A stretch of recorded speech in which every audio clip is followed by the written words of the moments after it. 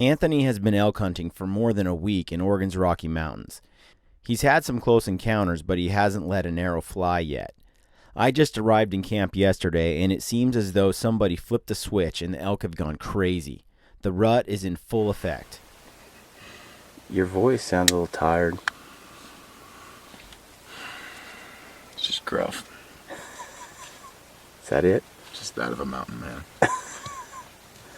So what's the plan this morning?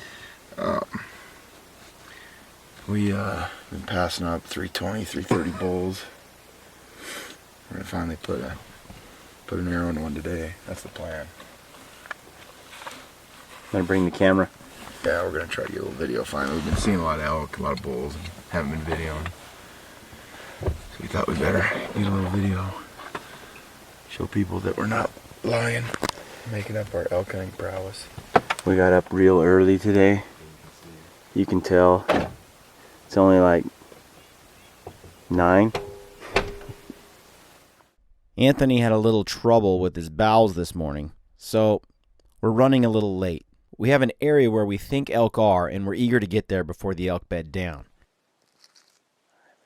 It's already 90 degrees outside, and just when I think we missed the party, we spot some elk across the canyon.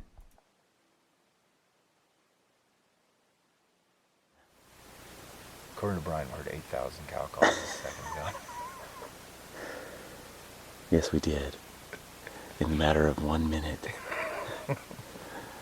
So, there's some funky cow calls. Sweet. We gotta get in some action today. It's a hot day, and the elk are moving into the cool timber to bed for the afternoon. We hustled to the bottom of the canyon, and now we're surrounded by thick timber. A cool stream flows through the canyon bottom, and as long as we stay near the stream bed, the wind thermals are predictable.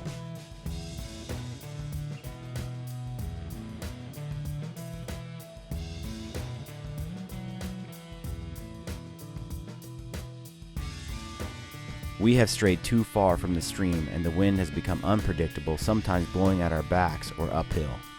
We decide to stay as close as possible to the stream. It covers our scent and the sound of our approach.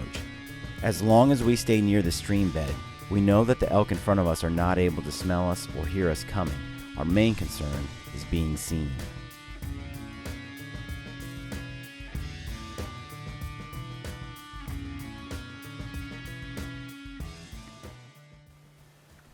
The bull we're after has been bugling non-stop, and Anthony has finally spotted him.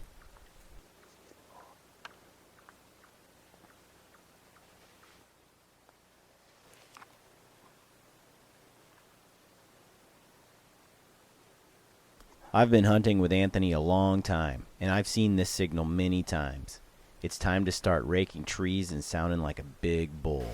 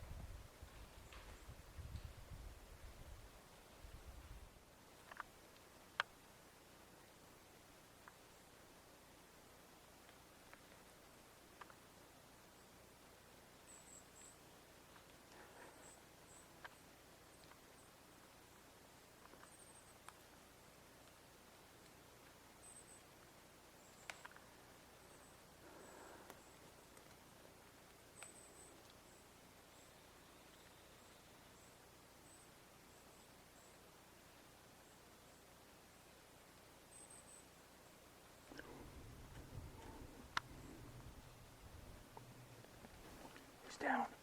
His head's down. Hey Brian, I shot him twice. Like, drilled him from both sides. Oh, look at him. I can't believe he's still alive. He's thrashing. His head's on the ground.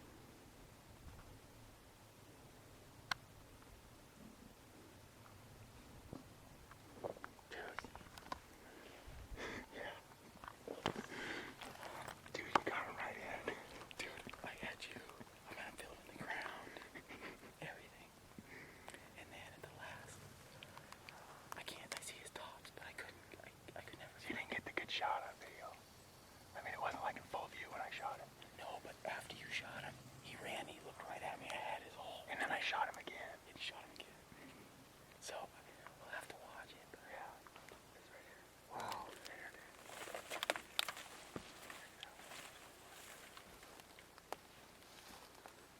Oh yeah. Here. He stood here just for a second.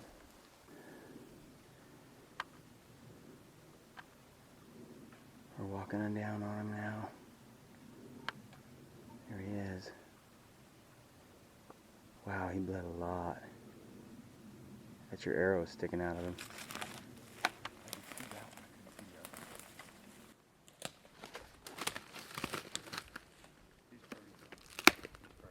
Yeah.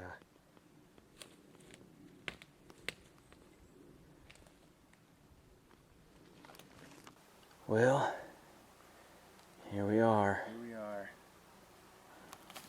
As usual, there's a little bit of ground shrinkage. Real happy with him. He's good enough. Yeah, he's pretty. He's a mature. Nice bull, big body. He's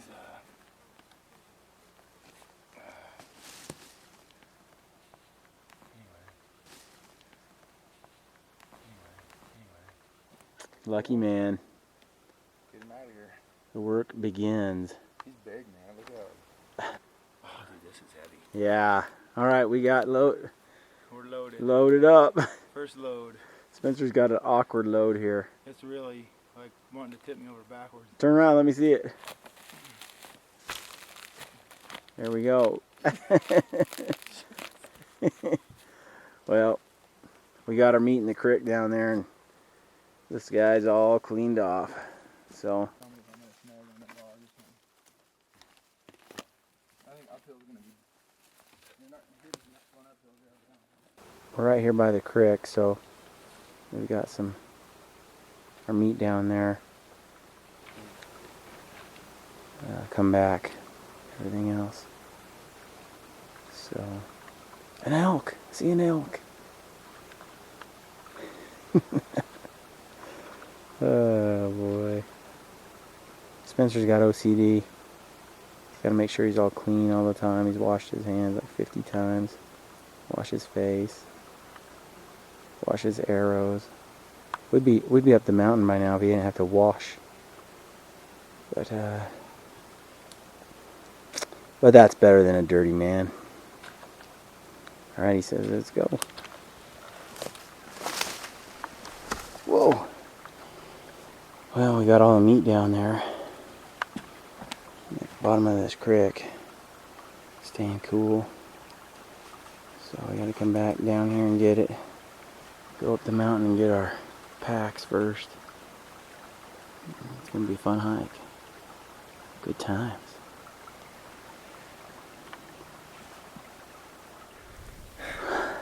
Do I not look as fresh as I did last time?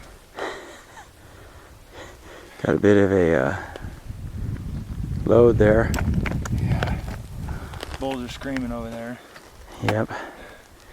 I'm sure all of them smaller than this one. So we just came up this bluff. We're down the bottom of this hole. We got some elk calling over here. Well, we're almost there, man. We're getting there. A little bit further. Not much further. Anthony Spencer doesn't make the best trophy hunter. The problem is, in Anthony, the primal instinct to hunt and consume to provide for his family overcomes his desire to harvest a trophy animal. In order to shoot a monster, you have to be willing to let the smaller boys walk, and that also means being willing to go home empty-handed, tag in hand, no meat for the freezer. And frankly, that's just not something Anthony is willing to do.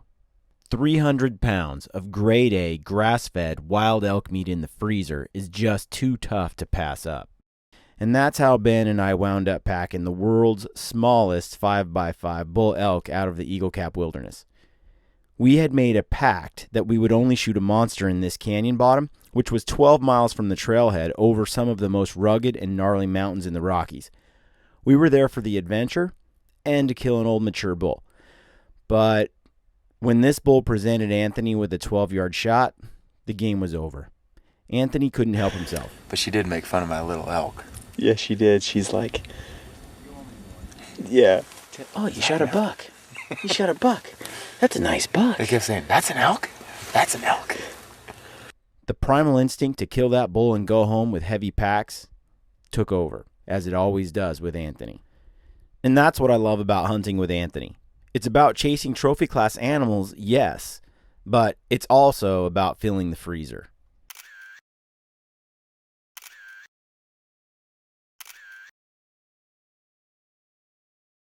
Great bull, man.